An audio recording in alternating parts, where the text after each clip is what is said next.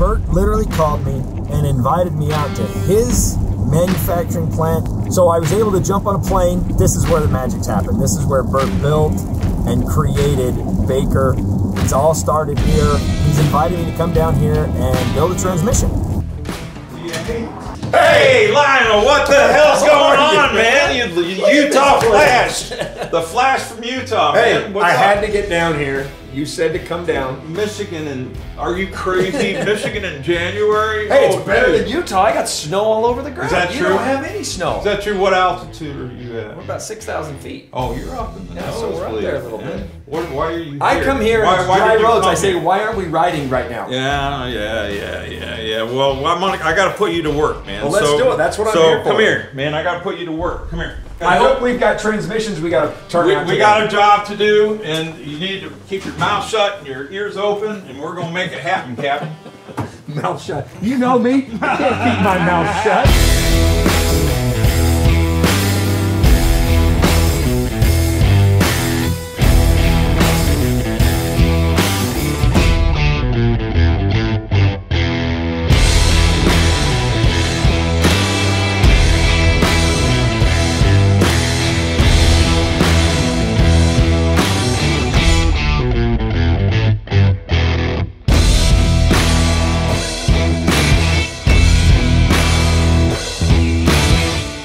Okay, so I'm here. Are you Fudge? I'm Fudge. Fudge, I'm Lionel. Lionel, nice to meet you. Okay, they just took me all around and showed me what Baker's all about.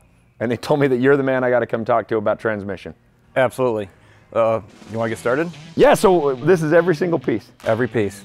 So it's funny, I look at it, you know, not knowing what I'm doing, that's why I'm here, right? And I look at that little tiny pin right there and go, holy crap, dude. Like, that's what you do every single day. Every day. Multiple times. Multiple times. To an art. Absolutely. And I saw the machinery, so I saw the pieces getting milled out, so I understand. American made, and here we are to put one together. So show me. Okay, let's get started.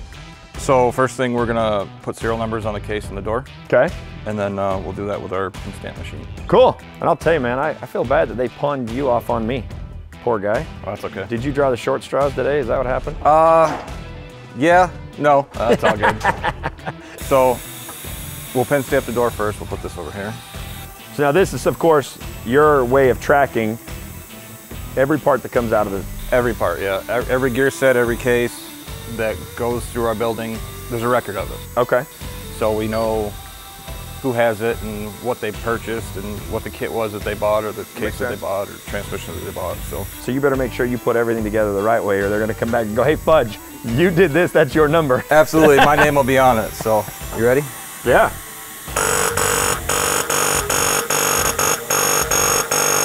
Cool, that part's done. So then it's matching parts the whole way through, right? Yep. Same number the whole way. Cool. Well, the case is gonna have a different number and the door's gonna have a different number just because it's a different But it's different part, but they all go together. Exactly. Okay. Yep. So Fudge, you make this look easy. How long you been doing this? I've been here 17 years. Yeah, so needless to say, this isn't the first nor last transmission you'll assemble. Correct, I'm a lifer. See, I like to know that you know that right out of the gate. Yeah, everything looks pretty straight.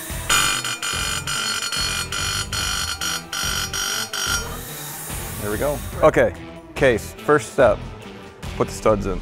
And see, what amazes me is you guys are in here building transmissions every single day. It's still a motorcycle shop. Oh, absolutely. But you've got it organized and it's clean. Like, my hat's off because not a lot of people will put down the protective towels to make sure the product comes out. But it's also, I'm like, wow, you know where your stuff is. I can't tell you when I'm building something, I'm like, okay, where'd I lose that stud? Where'd it go? We think of this as like a motor shop. If you were gonna build a motor, you want it clean. Yeah. You don't want to have it dirty because you don't have dust and grease. Yeah, those contaminants, they do harm internally. Absolutely. To confirm, we're talking about a 1988 Softail. Yep. That's in reasonably original condition. Yeah, I mean, it looks like it's fairly untouched. I brought some show and tell shit. See, that looks familiar. It should. Because that's what I pulled off. It should look very familiar, and it's also problematic. Okay. But the choice is yours.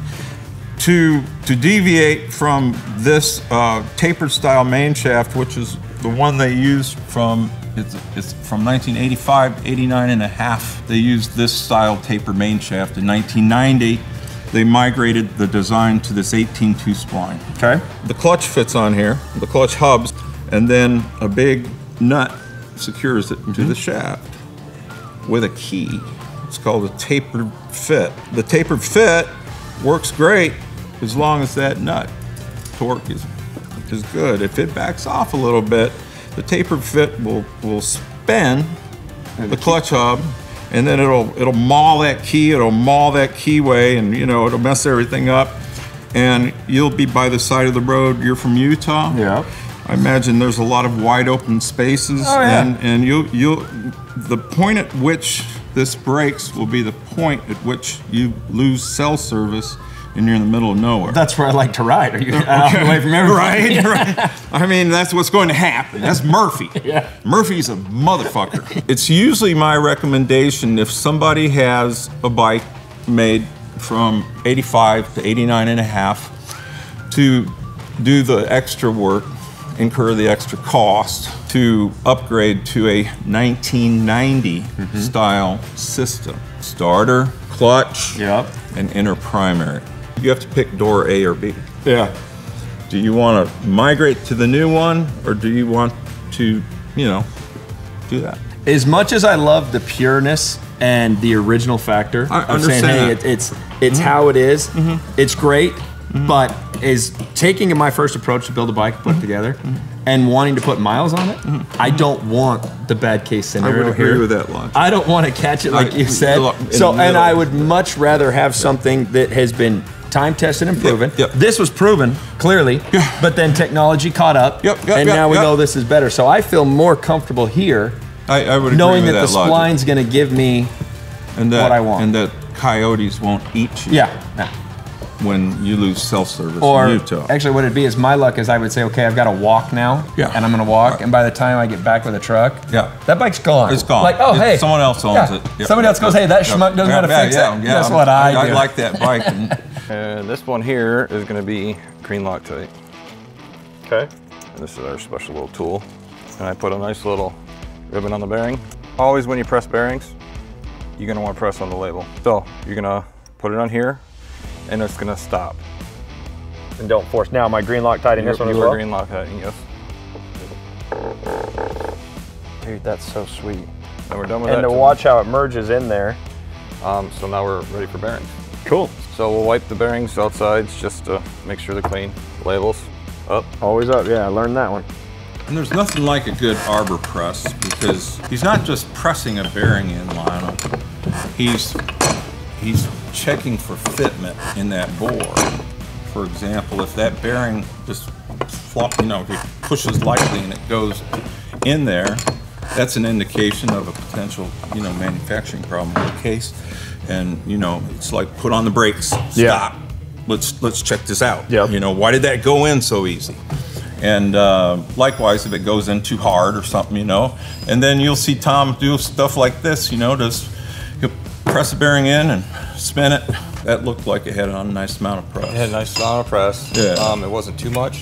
When you press your bearing, don't just press it in once. You walk it around the world, all four corners. Yeah, I noticed you did that. See, I didn't know that. I thought that by your piece you were putting even pressure throughout, but I saw how you did that. That makes sure that you're in there fully seated. That is it. And if you think about it, that bearing's in there cocked a little bit like this. Oh, what's it gonna do? Yeah. Your main drive gear is not gonna spin correctly. No. Make sure it's nice and flush across. Okay, so case, we're ready for our snap ring. A lot of people use regular snap ring pliers to install these, but we choose to use locking pliers because if one of these things comes off that's a big and hits you in the eye, man, it's gonna take you out. Okay, so I can see where we're at here. A little bit more, one more snap. All right, one more. Now you got me nervous. Yeah, me too. I'm very nervous, but we're good now. All right, so I see we're in there. And so, is it a slow release or is it an immediate release? It's kind of an immediate release, So but go ahead and put some pressure on it myself as we let her out. Oh, you did great, man.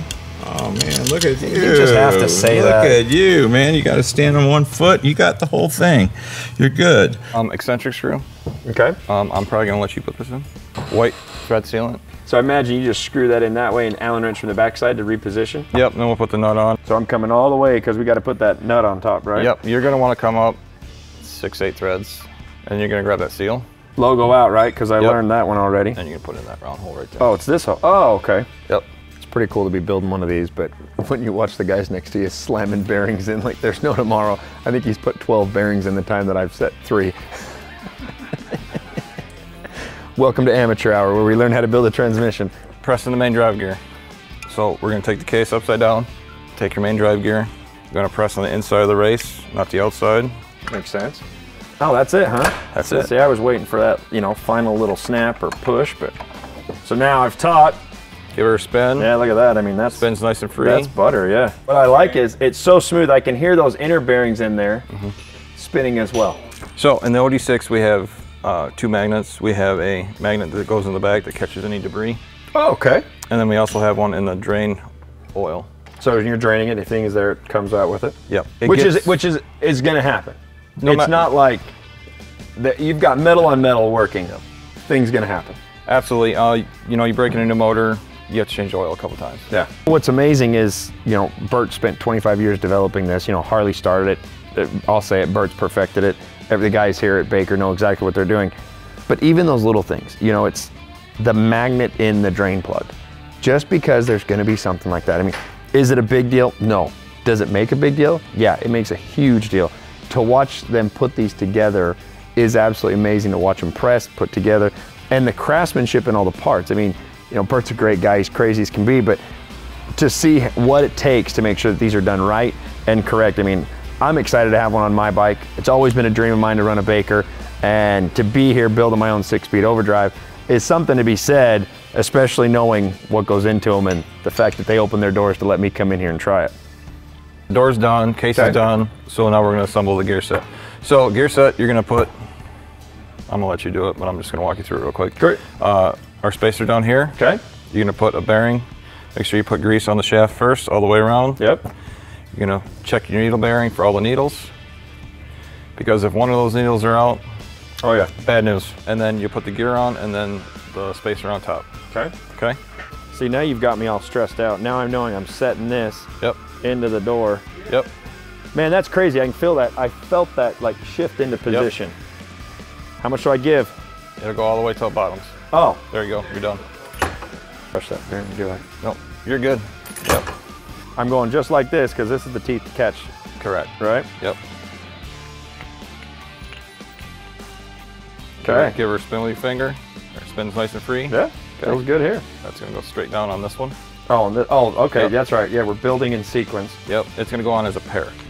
You get it on the shaft, and then you kind of work her down where you're supposed to be, and then back and forth, and then make sure she's fully seated. There we go. Yep.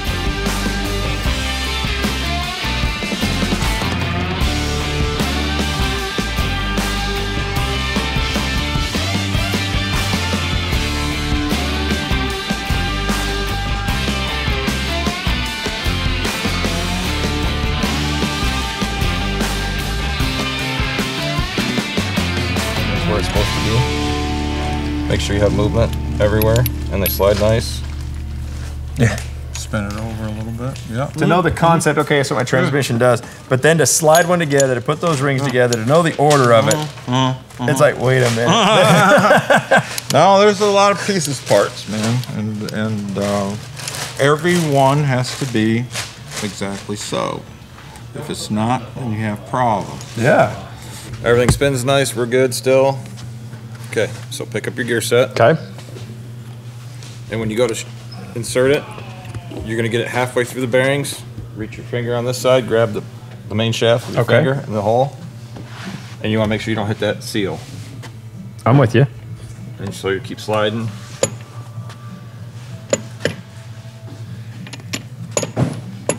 There you go, perfect. Then you're gonna sit it on the 2 dowels, get it close, you're in. Then you're gonna take a big red, and you're gonna hit her on the door. You're not gonna hit her on the bearings. You're gonna hit her here and here. Okay. Okay, so there and there. Everything spins nice, right? Yeah. See, that is the money shot right there. Now that the gear set's in there, we're gonna take our 6 bolts, blue Loctite. Now we're gonna lubricate the gears. That'll go down straight down like that. Okay. And that's just okay. There you go.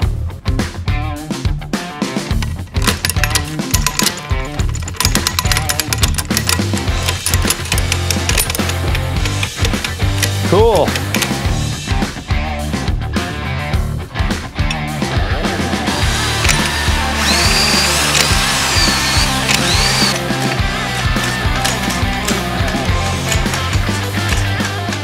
Left side. Yep, that's what we're talking about doing, is putting it Okay. all on the left side, Okay. keeping it clean. Yeah, yeah. And then that'll take the rotor off the wheel, then the sprotor. Yep. Problem is, as you said, if you're gonna do it cool, do it cool. So of course I got that living in the back of my mind, you telling me to make sure it's cool, so. Wait, here's I another really cool say that? idea. Yeah, yeah, you said that. And it's Don't not a listen good to thing what when I you start say. feeding ideas like that to me, because I don't know how to build. Okay. And I'm like, oh, that's great, that's cool. What does that Yeah, entail? yeah. How do I do Right, that? right, Oh, yeah, that's a little much for me, maybe. Ah, you're good, man. You'll figure it out. How do you guys do it? You do Jan? Do you do one? Just one. 1, 16, 23.